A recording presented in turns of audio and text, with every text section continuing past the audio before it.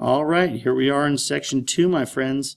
So, section 2 talks about how we make food, so food production. And so, there's some interesting pieces of information in here, I think.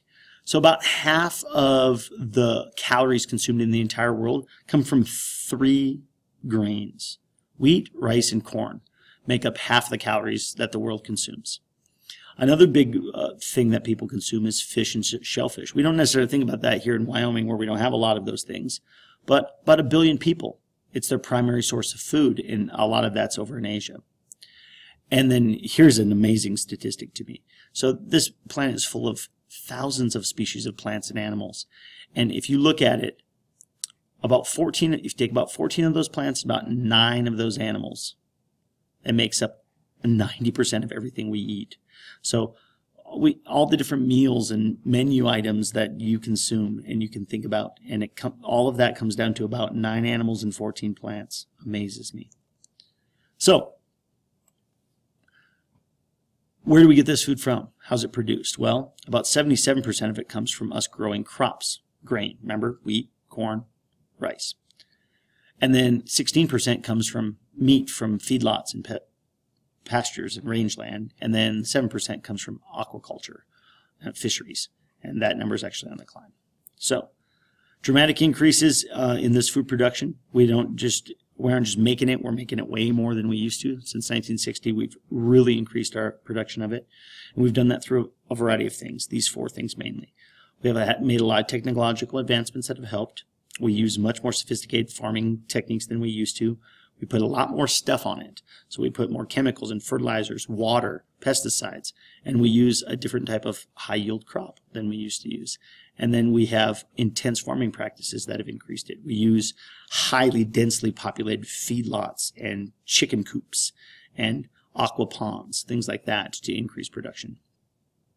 And so when we talk about farming and agriculture, we can talk about it from a couple of perspectives. Industrialized agriculture is something that big developed countries typically do. So when we think about farming in the United States, a lot of us picture, the mom and pop thing with their little barn and their little tractor. But the majority of the food grown in the United States is industrial agriculture. It's high input agriculture done by a relatively small group of farmers, and they're usually corporations nowadays, where they produce large quantities of a single crop or livestock. They grow a lot of beef or they grow a lot of corn. And so this is a very common practice in the United States now. What used to be used in the United States and what is used in most developing countries is traditional agriculture, which is low input stuff. Subsistence agriculture is where we're just growing enough food just to feed our family. We just have just enough crops and just enough food to kind of feed ourselves. This is what happened back when we were homesteading, back in the late 1800s, things like that. This was the common farming practice. From there, we improved the techniques and we started moving in traditional intensive farming. This is where you have your local family farm and it grows enough food to feed your family, but then maybe a little bit extra. You produce an extra 15 or 20 cows and you can take those off and sell those and make a little profit on the side.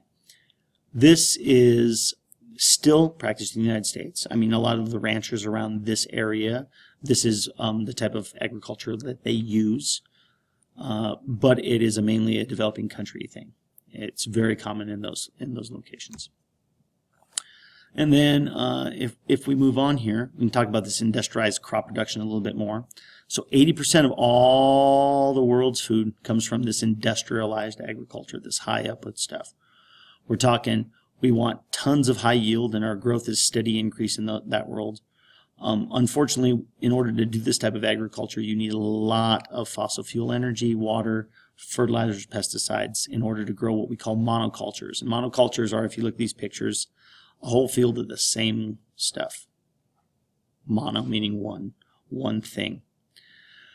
Within that, there's this idea of plantation agriculture, which is, it's a newer thing, hundreds of years, but it's usually a tropical country thing where they're growing bananas or coffee or sugar cane on plantations that are used as cash crops, where it's not intended to be consumed on site, it's intended for sale.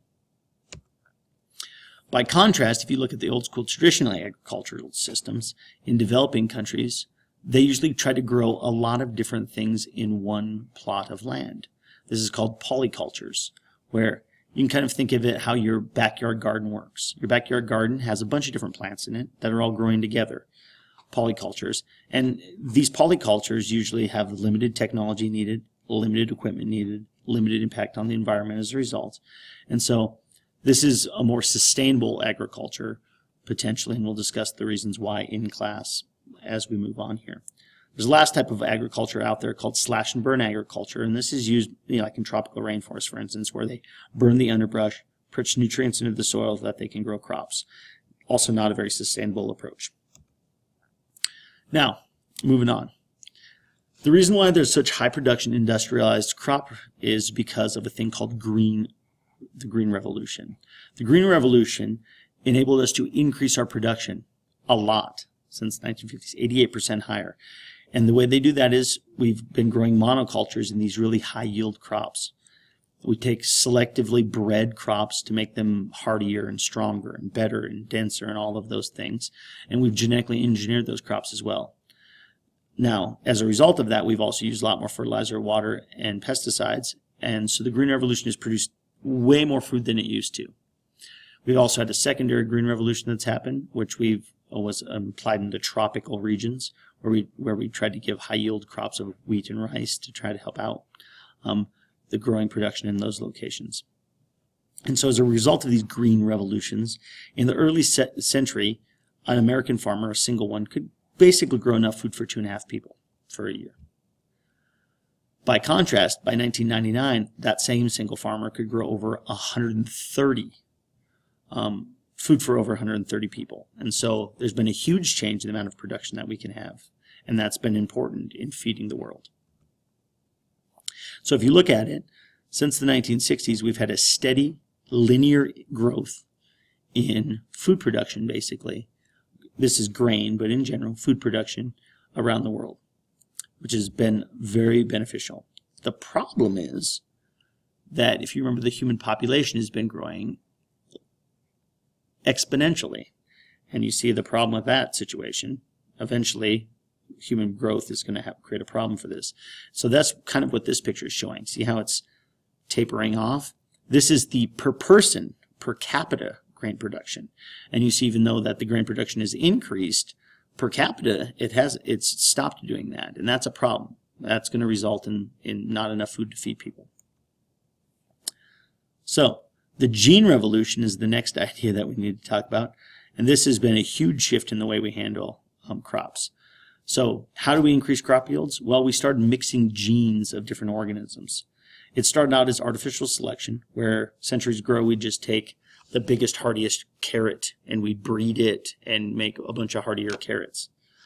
And so that happened to improve lots of different crops back in the day. But now we're a little scientifically advanced, and so we started genetically engineering crops.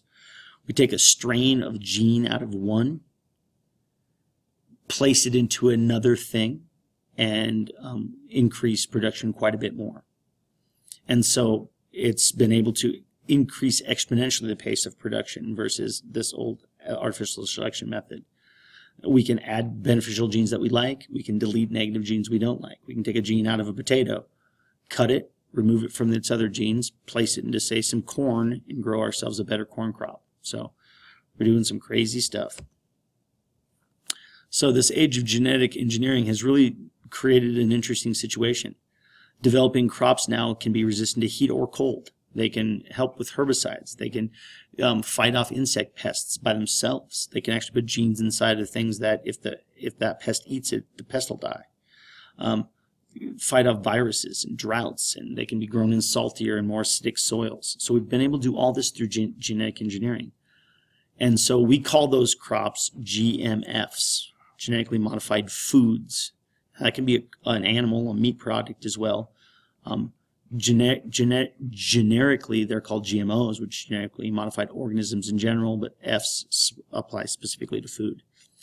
And this has created kind of a bit of a controversy out there. We don't. What's the deal? what's the long-term harm for people and the environment? And the answer is we haven't done enough research, so we're not exactly sure. And so as a result, it's created some controversy on whether we should use them or not. In addition, we've increased meat production a ton. Since 1961, fourfold. We've produced 4 times as much meat as we used to. And we've done that through industrialized livestock, not through more ranchers in Wyoming growing out on their ranch. We've created more feedlots. We've densely populated those feedlots and grown those crops. And so that's how we're increasing production by so much. Those systems use a lot of energy, a lot of water, and they produce a lot of animal waste in concentration places, which leads to some problems. But it does produce a lot more beef, a lot more pork, a lot more poultry at a very decreased price. And so that's why it's being used right now. If you go to Walmart and you buy yourself a steak, it most likely came from a cow in one of these feedlots. And so here are the advantages and disadvantages of it, and they're pretty straightforward, and I'll let you read through those. They're in your book. Okay. Another thing that's on growing, on the increase in the world is aquaculture. Aqua meaning water, of course. So we're growing things in the water. So we're raising more and more fish and shellfish in ponds and cages specifically designed to keep them in specific locations. So the picture on the left here shows you ponds that are set up, filled, and stocked with either fish or shellfish that they're grown and harvested on site, just like a farm would be. This picture on the right here shows you aqua cages, where they have these big, huge cages floating out in the open ocean or in a bay or whatever that are now full of fish or whatever, and they grow them and then harvest them right out of that specific location. And so if you look, the amount of wild catch that's happened has kind of paced off itself a little bit, but aquaculture has been growing significantly in recent times. So fish farming is an ever more common practice, and there's some environmental issues along with that, of course, as well. Let's take a look at those. What are the advantages of it? A lot, high efficiency, cheaper to like less fuel and all that kind of stuff for less fishing. So it's a very efficient way to get your fish. You get a large yield from a small amount of water. You reduced overharvesting of fisheries, natural fisheries. You don't use a lot of fuel, and you get lots of profit. Disadvantages: you need large inputs of land, feed, and water to make it happen. So you're going to get it. You got to get it from somewhere. It produces lots of waste in a small space. It can destroy very biodiverse regions like mangrove forests and estuaries. It uses grains to feed them, and those grains come from other sources, which create their own problems. And then dense populations of things have more likely to have disease and issues along those lines. So that's the end of section 2. We'll move on to the next section in due course.